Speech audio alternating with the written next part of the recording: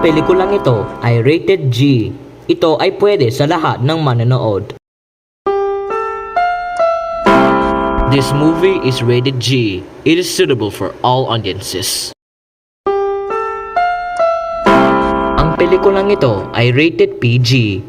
Ito ay nangangailangan na patnubay at gabay na magulang para sa mga batang manonood. This movie is rated PG.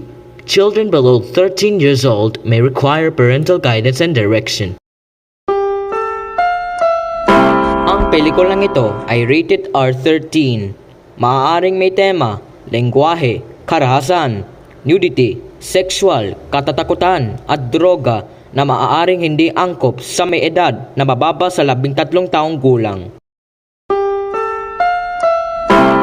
This movie is rated R13. It may contain themes, language, violence, nudity, sex, horror, and drugs, which may not be suitable for children below 13 years old.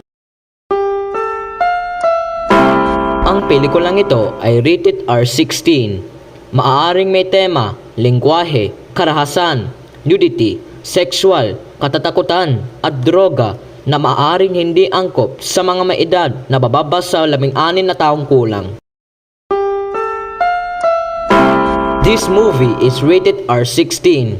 It may contain themes, language, violence, nudity, sex, horror, and drugs, which may not be suitable for children below 16 years old. Ang pelikulang ito ay rated R18. Maaaring may tema, lengguwahe, karahasan, nudity, sexual, katatakutan, at droga na maaaring hindi angkop sa mga may edad na mababa sa 18 taong kulang. This movie is rated R18.